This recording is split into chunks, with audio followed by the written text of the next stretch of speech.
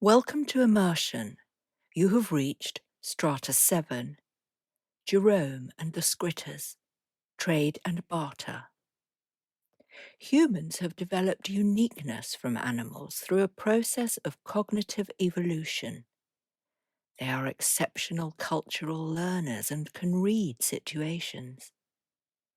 These skills have enabled them to develop complex trading tools. They rely heavily on these skills to create abstract, cerebral, and linguistic representations when placing themselves in various situations. The cultural and socio-political environment in which humans have evolved has led them to acquire the cognitive skills, particularly mathematical, to support a sophisticated disposition along with a capacity for reciprocal cooperation. Humans understand conceptual ideas of property and exchange value. Humans are savvy. Humans broker deals. Outside there was an optimistic sun and the people busied around the market, unaware of any of the commotion that had occurred in the bank. Pos informed Renaik that he had lost negligible battery power and there was no damage to his mechanical structures. The robo-dog and the cat had waited patiently outside the bank and now trotted diligently at their sides. Maybelline returned to Renaik's pocket for a nap. "You got my bits?" asked the woman. "For nearly getting us killed?" asked Renaik, contemplating the difference between irony, sarcasm, and humour.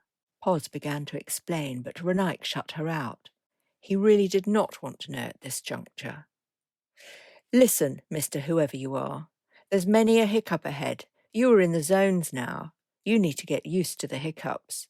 Sides, I got to feed my cat. She ain't no robot like that much."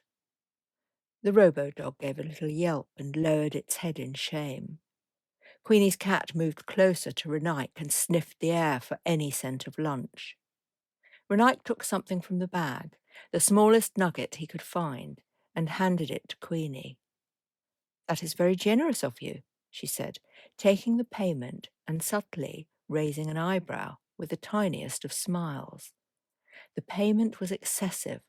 The cat would eat for a month. Renaik was none the wiser. Then Queenie was gone, running into the crowds as lithe as the cat behind her. A blue feather shimmied to the ground. For some reason, Renaik was compelled to pick it up.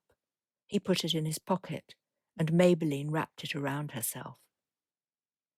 Back on the main street, Flex approached, smiling and jaunty. Renaik was reassured to see him. "I need a vehicle, Flex, something to get me to where I am going," said Renaik. "Yes, yes, yes, Mr. Leatherman. Where you going is where I'm going. Let's find a vehicle." Jerome, he's the car man. He got cars and bikes and scoots and copters and airships, so they say. "Take me to Jerome," said Renaik. Flex took Renaik into a disused concrete building as the robo-dog curled up and waited outside. There are echoes of voices, activity, and motor engines being revved from another part of the building. There is a smell of fuel and mumbled communications. Somewhere, too, there is music. Flex beckoned Renaik to Jerome's office, a ramshackle room filled with books, more books than Renaik had ever seen. Books were no longer used in most homes or schools, and the paper shortages after the warmings had meant that they were no longer being produced commercially. Paper had become heavily taxed, and there were also problems with scritters. Scritters were large crawling insects that had been genetically made in a laboratory by the Russian military. They were a fusion of a cockroach and a wasp, but their wings had become lost in the process. Scritters were highly protective and thus easily trained. They looked deformed with big insect heads and metal body parts. At birth, scritters are born with a soft back. They seek protection from any material that offers a hard shell. Because of the huge landfill areas all around the world, the rubbish of hundreds of years had provided the perfect materials for protection. Plastics and metals were abundant. During the Russia-China wars, Scritters had been used to carry tiny incendiary devices on their backs because they were not affected by the nerve gases. But after the wars, the Scritters had bred like wildfire, devouring paper and trees and nesting in book spines where the glue offered a perfect cocoon for pupae. Whole libraries had been mutilated by them. They were the scourge of the planet, and another reason why so many buildings were built on stilts in the midcast projects. Scritters were terrified of heights. The more paper they ate, the more they reproduced. Books and paper matter that had not been digitally copied had been devastated and lost forever. "A car, you say?" asked Jerome. "I got plenty, but the fuel, we got no fuel."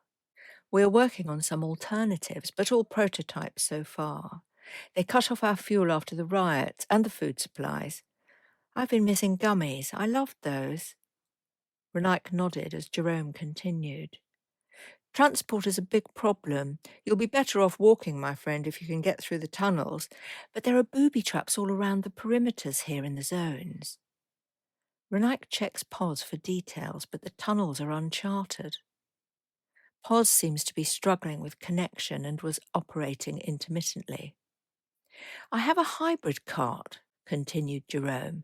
"It runs on solar, but only for about 3 hours per full charge if you do under 40 kilometres, and if it's a cloudy day, an hour. I can let you take it for 3,000 Gbits.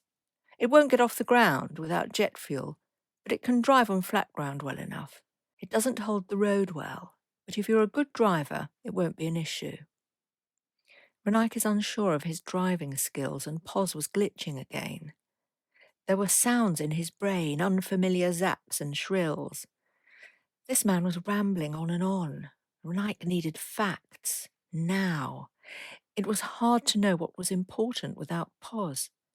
There was a sense of overwhelm. Were his systems beyond capacity? Maybe his motherboard was faulty, or worse, maybe his software was just too old. "Can you drive?" Renaik asked Flex. Flex laughed. "Of course I can. Who doesn't drive?" A scritter crawls across the floor and Jerome stamps on it. A black tar oozes from under his foot. Jerome sees Renaik might be changing his mind about the deal. "I will take Tel. You got some Tel?" POS gets a signal. Tel, abbreviation of tellurium found in copper ore, used in mobile phones, especially older versions, where it was added to other metals, improving their strength and hardness and reducing corrosion. Renaik begins to feel confused about whether to get the vehicle and asks POS for an opinion. "I'm not programmed to have opinions. I do not have access to data about the vehicle. It has no computerized system.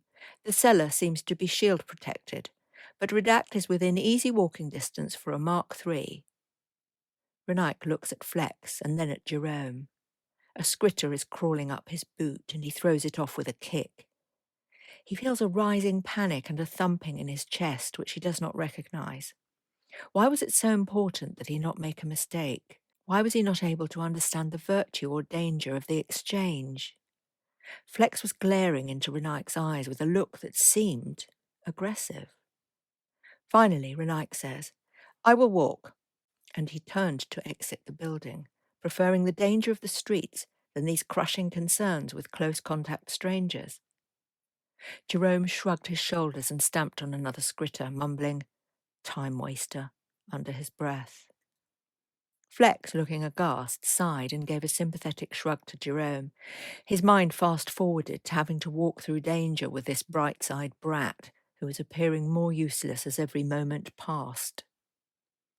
To be continued. Copyright 2025, Sarnia de la Maré.